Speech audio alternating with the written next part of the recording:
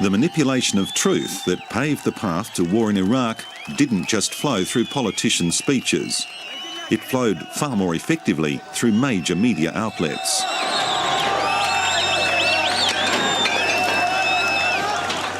And this man was one of their key sources. When Adnan Saeed al-Hadiri fled Iraq in 2001, he had quite a story to tell. He was an engineer, he claimed, used by Saddam to build specialised bunkers and other facilities for chemical, biological and nuclear weapons research.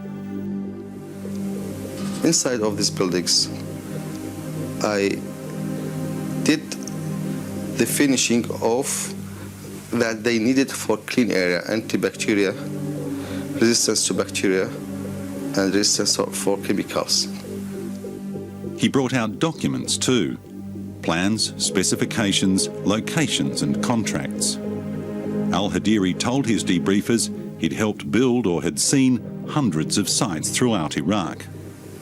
Know that this place is not normal place, not for normal chemicals. The exhausting is not normal. He calls himself Abu Muhammad. It's not his real name. He still fears the long arm of Saddam Hussein's military. Although al-Hadiri's claims would be widely circulated, the man himself was not made available to the media in general. His story was given to just 2 outlets, hand-picked by the American-backed exiled Iraqi opposition movement, the Iraqi National Congress, or INC. The print story was given to New York Times reporter Judith Miller. She's now being criticised after revelations that most of her stories about Iraq's weapons of mass destruction, a topic upon which she built a reputation as a specialist, came from one source, the leader of the INC, Ahmed Chalabi. The chosen television outlet was ABC TV in Australia, through freelance cameraman and journalist Paul Moran.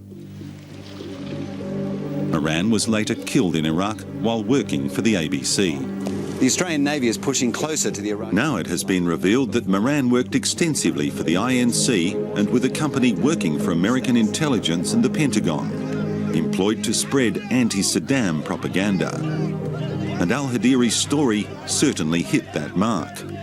After his debut on ABC TV and in the New York Times, al-Hadiri went into hiding, reportedly given protection by the CIA.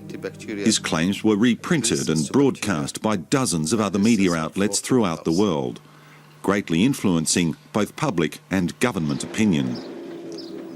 But coalition forces have yet to find any sign of the numerous facilities detailed by Adnan al-Hadiri. This story is about how al-Hadiri's claims were manipulated into the mainstream media. And I've always said the media is as culpable as the governments in this build-up to the war. Allegations about me being a spy are ridiculous. I work at the pleasure. Former weapons inspector Scott Ritter has been embroiled in controversy since weapons inspectors were expelled from Iraq in 1998. Ritter's ties to some Iraqis and his outspoken opposition to the rationale for war antagonised the Bush administration, to the extent that some leading figures branded him a traitor. But it wasn't just the government that Ritter attacked. Throughout the lead-up to the war, he consistently claimed that the media were being played into the hands of Iraqi exiles and the American government.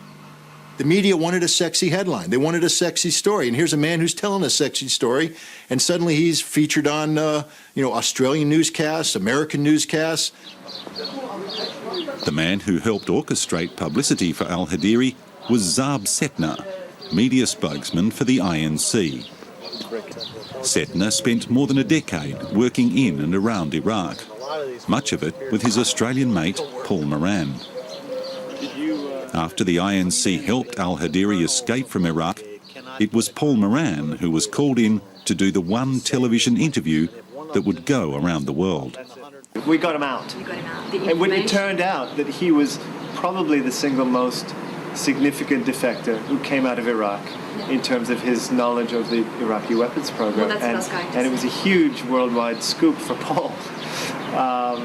And it was a very significant bit of information. 15 months after Moran broke the al-Hadiri story, he was killed here at Sulaymaniyah in Iraq, just near the Iranian border. After his death, key information was revealed about some of his connections. His funeral in Adelaide 10 days later was a major event. Condolences, political figures, friends, workmates and relatives arriving in the southern capital from all over the world. Among the faces in the Adelaide crowd that day was a shadowy figure called John Rendon, one of Washington's most powerful and influential spin doctors, engaged by the Pentagon and the CIA to disseminate anti-Saddam propaganda. He'd found time at the height of the Iraqi campaign to attend a funeral half a world away. I think that on both a personal and professional level, Paul was deeply admired and loved by the people at the Rendon Group. John Rendon's Washington, D.C.-based Rendon Group boasts an extensive international client list, including several governments and connections that go to the very seat of the Bush administration's power. Many of the group's contracts are classified. Its public relations and media campaigns in 80 countries are both overt and covert. Rendon's work for the Pentagon and the CIA is estimated to have earned the company close to $200 million in US government contracts over the last decade. Paul Moran was one of the company's favourite foot soldiers, completing numerous media assignments for the group in several countries over the years, including Bosnia and the Middle East. The relationship began around the time of the First Gulf War. When I first met Paul, we were working for the government of Kuwait. Then that ended after Kuwait was liberated. And then the Rendon Group came back to us. We weren't employees, we were on contract. The Rendon Group came back to us and said, we now have a contract to broadcast, to kind of do anti-Saddam propaganda on behalf of the Iraqi opposition. And so there was some radio, there was some television, there was like a traveling human rights exhibition around the world to show Saddam's human rights violations. There was sending out press releases, kind of standard public relations. What we didn't know, what the Rendon Group didn't tell us, was in fact it was the CIA that had hired them to do this work. But so we hired on as kind of... According to Zaab Setner, that particular CIA contract ended a few months later. But Moran's ongoing connection with Rendon raises many questions, in particular for the ABC. Dateline put a series of questions to the ABC about whether the corporation was aware of Moran's connections with the Iraqi National Congress, the Rendon Group, and Rendon's links with American intelligence agencies and the Pentagon. ABC News and Current Affairs Director Max Utrich replied that the ABC knew Moran had obtained the al-Hadiri interview because of his contacts in the Iraqi National Congress, but did not respond to the specific questions about Moran's links with other organisations. He said they knew him only as a photojournalist who had worked for various reputable media organisations. Among al-Hadiri's claims, secret labs and storage sites for chemicals and biological weapons in residential areas, one of them underneath a Baghdad hospital, and other sites located in Saddam's presidential compounds. Adnan al-Hadiri says circumstances involving his family in Iraq prevent him being interviewed for this program. But he's told Dateline he has the evidence to substantiate his claims. Adnan al-Hadiri is adamant he's been telling the truth, and says the evidence he saw was probably moved. Well, gosh, how do you move an underground facility? I mean, I'd like to see that. Hadiri seems to be a very clever engineer. Maybe he could demonstrate how you move this underground facility. Could he demonstrate how you move a well? Could he demonstrate how you move a building with concrete, impregnated concrete? He's talking about things he simply doesn't know about, and it's the classic defense of the fabricator to say, well, they're moving it, they're hiding it. Well, that's what Ahmed Chalabi always told us every time we uncovered his data to be inaccurate. He said, well, they change scenes where they're too clever for us, they're too fast, they respond too quickly. No, Ahmed, no, Mr. Hadari, you're just liars. and it's time the world fess up to that. They're liars, they misled us, and they have the blood of hundreds of brave Americans and British service members on their hands and thousands of innocent Iraqis who perished in a war that didn't need to be fought. In Washington, al-Hadiri's claims were greeted with scepticism by many, including CIA and other intelligence analysts. But the defectors' claims found their way to the top. The information that Adnan Haidari provided went directly to President Bush. It went to Tony Blair. It might even have gone to Prime Minister Howard as a member of the coalition. But the information that Adnan Haidari provided was very, very significant in terms of the proof that Iraq was building weapons of mass destruction. And then the other information Adnan Haidari provided was targeting information for the coalition because he knew the locations. He knew 300 different facilities that the Iraqis were using for weapons of mass destruction. He told us amazing things. He told us that... Amazing or not, the claims were precisely what the White House wanted to hear. Al-Hadiri got top billing on this report, released to back the launch of Operation Iraqi Freedom. Scott Ritter says the engineer simply couldn't have known what he claimed. Well, you know, how does he know this? I mean, this is a man who apparently did everything. This was the most valuable man in Iraq. Robert Bayer is a former CIA Middle East specialist of more than 20 years standing, many of them spent in Iraq. In See No Evil, his controversial book detailing his career with the CIA, he describes extensive dealings with the INC and its head, Ahmed Chalabi, on behalf of the CIA. He would find somebody who walked out of Iraq with some sensational story, and he repackaged it for this, what we call these guys defectors, and made sure the defector was found media outlets. And anybody who was off message, Chalabi didn't send on. I mean, he was running this railroad of people out of Iraq who were talking about weapons of mass destruction.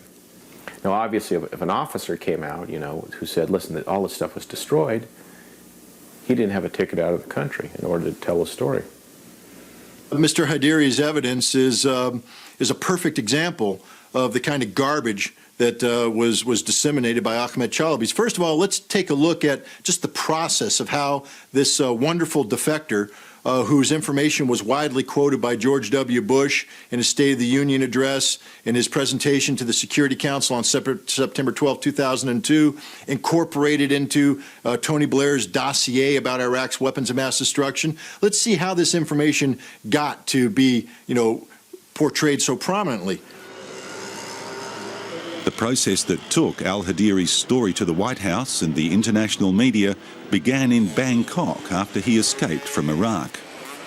Zaab Setner says that when they approached the Australian Embassy in Bangkok and immigration officials in Canberra to push his case, they were told to wait in line. They came up with a plan. An exclusive interview with the exiled engineer would suit the INC's purposes of spreading the anti-Saddam message and would boost his chances of obtaining an Australian visa. We got the idea that if we raised his profile in Australia and let the Australian people and the government know how important, how significant he is, and what a target of Saddam he is, that this might help his case, that they might want to give him asylum more quickly as a special case, because he really was under great threat from Saddam. So I knew that Paul had an agreement with Australian television. He was a freelancer, but he did have an agreement with ABC that he would file stories for them. So I rang him up. He was in Bahrain, where he lived. And I said, are you interested? I think I've got something that you would be interested in. I think you can sell this to ABC. I think it's an amazing story to tell. And it so happens his family are in Adelaide, your favorite city. And so he came along to Bangkok and filmed the only television interview with Adnan Haidari. And it became a huge... While the story may have had news value at the time, the line between propaganda and journalism is a murky one. The CIA, the Rendon Group, Paul Moran's friends, his family, and most of those who worked with him now refuse to talk about his activities. But at the time of his funeral, some of them did. They told Adelaide's Advertiser newspaper that Moran had led something of a James Bond lifestyle, how he'd trained Iraqi dissidents to covertly film military activities, that he was highly regarded in US political circles, and that he'd produced announcements for the Pentagon as part of its current Iraq campaign. And according to Zaab Setner, Paul Moran did continue to work with both the INC and with Rendon. When the Iraqi National Congress had need for a television professional, we would hire Paul because he was a freelance cameraman and TV producer. But by that time, there was no CIA or US government connection. And I believe same with the Rendon Group. They continued to use Paul for projects, even as boring and mundane as a corporate film, you know, like a company wants to make a film, a video for its employees on some new machinery. They hire a company like the Rendon Group to make the film. The Rendon Group would hire Paul. So he continued to work with the Rendon Group over the years. And Rendon's influence remains extensive. John Rendon has an enormous contract with the Pentagon until today, and he's got easy access. He can go in and out of the Pentagon anytime he wants, and he was responsible for selling this war and selling the peace, if you like. Their contracts with the U.S. government are classified in nature, and they're not even allowed to acknowledge a relationship between their group and the U.S. government. But I think what you're seeing is the need for the United States government to turn to commercial enterprises like the Rendon Group to do the kind of lying and distortion of truth in terms of peddling disinformation to the media that the government normally can't do for itself. No, they are all over the war. I mean, every time you talk to anybody in the government that's had conference calls on the Iraq War before going, they tell me that Rendon is on the conference calls that involve all the government agencies involved in the war.